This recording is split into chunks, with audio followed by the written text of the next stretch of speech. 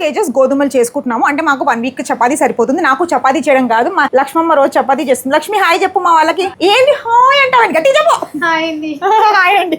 సరే anyways on ఉంది. మనం ఇందులో గోధుమలు వేసేసుకొని తొందరగా గోధుమ పిండి చేసేసుకుందాం. బయట అంతా 65 రూపాయలు కిలోనా, మేము 30 రూపాయలకే కిలో ఇస్తాం. కావాలా? ఇస్తాం. మిషన్ కొనుక్కోలేదు మేము. రెడీ. 3 కిలోల గోధుమ పిండి అయిందనమాట. ఇంకా ఇందులో ఉంది ఈ డబ్బా 3 kgs బాక్స్ నాది. సో ఈ 3 kgs బాక్స్ లో గిన్నెలు ఎందుకు చప్పుడు వస్తున్నాయి తెలుసా? ఇంతసేపు మురుకులు చేయించా, అలసిపోయింది బాగా. గిన్నెలు ఇప్పుడు చప్పుడే వస్తాయి. So 3 kgs. Hi baby. So ఇందులో ఇంకా ఉందండి పిండి. చూసారా, ఇది కొంచెం ఉంటే చేసేసాను అనమాట. అంటే నేను ఇంట్లోనే ఇప్పుడు మేము గ్రైండ్ చేసుకుంటున్నాం. ఎందుకంటే బయట ఎలా వస్తాయో, ఏం పౌడర్లు కలుపుతున్నారో ఏంటో నాకు అర్థం కావట్లేదు. అందుకే మెల్లగే.